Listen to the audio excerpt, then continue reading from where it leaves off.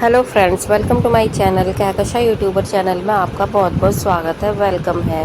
तो दोस्तों, ये सीज़न जो बैटल ग्राउंड का आया है, इसमें आसिम रियाज और फ़ुकरा इंसान में हो गई है जमकर लड़ाई। यहाँ तक कि फ़ुकरा इंसान ने दिखा दिया है आसिम रियाज को जूता अपना। तो चलिए दोस्तों, आखिर ये लड़ाई क्यों हुई और क्यों दिखाया जूता, तो चलिए दोस्तों पूरी खबर हम आपको आगे इस वीडियो में दिखाते हैं। लेकिन आपने अभी तक हमारे चैनल को सब्सक्राइब नहीं करा है, सब्सक्राइब कर लें और बेल आइकन भी ज़रूर दबा दें ताकि अगली नोटिफिकेशन आपको सबसे पहले मिले।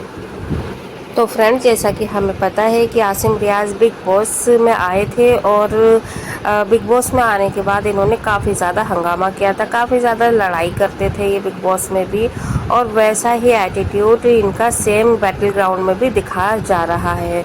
और अगर हम बात करें यहाँ पे दोस्तों फ़ुकरा इंसान की, तो फ़ुकरा इंसान तो आए थे ओटीटी में, तो इनका भी नेचर बिल्कुल वही है। और बीच में हम देख रहे हैं यहाँ पे रुबीना दिलेक, जो कि बीच बचाव करती हुई नज़र आ रही है, और रजत दलाल भी बीच बचाव करते आ रहे हैं। दोनों को चुप कराने में लगे हुए हैं, और कभी किसी को एक तरफ करते हैं एक साइड में, दूसरी तरफ उस साइड में करते हैं आसिम रियाज को। लेकिन अब हम बात करते हैं कि आखिर ये लड़ाई क्यों शुरू हुई और ये किस हद तक पहुंच गई। तो दोस्तों देखिए, लड़ाई की जो वजह थी वो ये था कि यहाँ पे फ़ुकरा इंसान ने आसिम रियाज को कह दिया था कि भाई तू तो पहले ट्रेनर था, जिम ट्रेनर, और बाद में मुझे देखकर तू ब्लॉगर वगैरह बनने की कोशिश कर रहा है। तो यहाँ पर आसिम रियाज को आ जाता है गुस्सा, और आसिम रियाज टूट पड़ते हैं फ़ुकरा इंसान के ऊपर, और फिर कहते हैं कि हाँ भाई, क्या कह रहा है तू, क्या कह रहा है? ठीक है, ट्रेनर तो क्या मैं कोई कुछ करता था क्या? है, मैंने ट्रेनिंग दी है, हाँ मैंने ट्रेनिंग दी है, और मैं क्यों बनने लगा तेरी तरह ब्लॉगर? मुझे कोई शौक वौक नहीं है तेरी तरह ब्लॉगिंग करने का, यूट्यूबर बनने का आया बड़ा वहाँ से।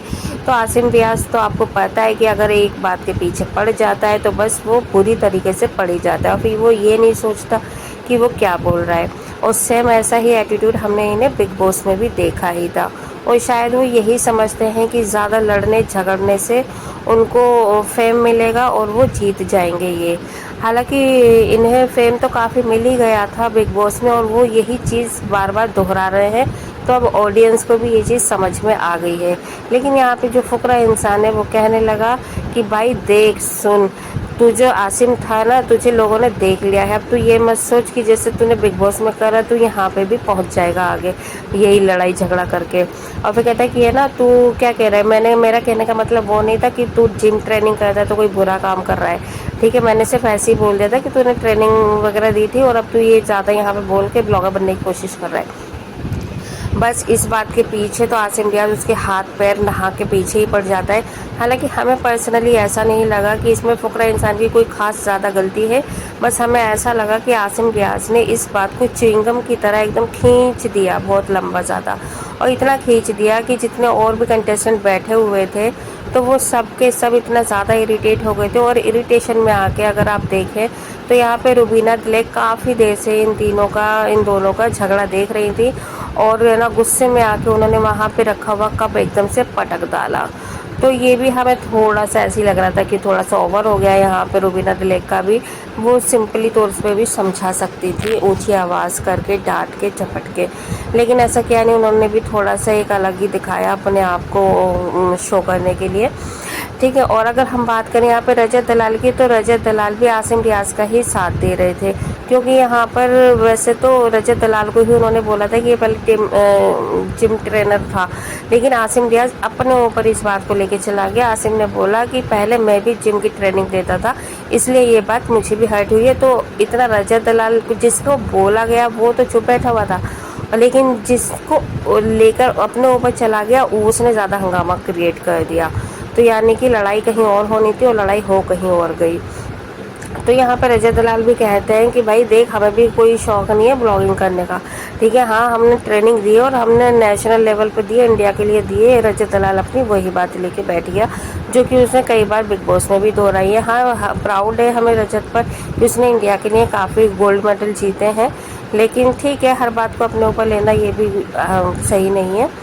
तो यहाँ पे तो दोस्तों बहुत ज़्यादा खिचड़ी बनी हुई है, कोई भी बात कहीं भी कोई भी कैसे भी ले रहा है, और बिना फालतू की लड़ाइयाँ शुरू हो जाती हैं, झगड़े शुरू हो रहे हैं, और इसी बात पे ज़्यादा जब खींचतान हो गई तो फ़करा इंसान ने कह दिया कि है ना, ये देख जूता, ये मांगेगा तेरे से माफ़ी, क्योंकि मेरा वो कहने का मतलब नहीं था जो मतलब तूने निकाला है।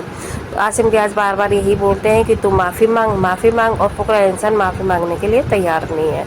तो दोस्तों ये था बैटल ग्राउंड का नया अपडेट, क्योंकि लड़ाई तो इसमें डेली बेसिस पर ही होती है, और उसमें जो एक मेन पॉइंट है वो है आसिम रियाज। आसिम रियाज हर लड़ाई में बीच में ही होते हैं। तो अब देखना ये होगा कि आगे जाके इन लोगों की जो लड़ाई है वो किस हद तक पहुंचती है और क्या होता है। वेल दोस्तों, और आगे के अपडेट जानने के लिए अगर आपने अभी तक हमारे चैनल को सब्सक्राइब नहीं करा है तो सब्सक्राइब कर लें, और वीडियो पसंद आया है वीडियो को लाइक कर लें। तो और आप चाहते हैं और भी अपडेट आपको हमारे चैनल पर ऐसे मिलती रहे तो चैनल को सब्सक्राइब करे बिना मत जाइएगा। मिलूंगी एक और नई अपडेट के साथ, तब तक अपना ख्याल रखिएगा। Bye bye.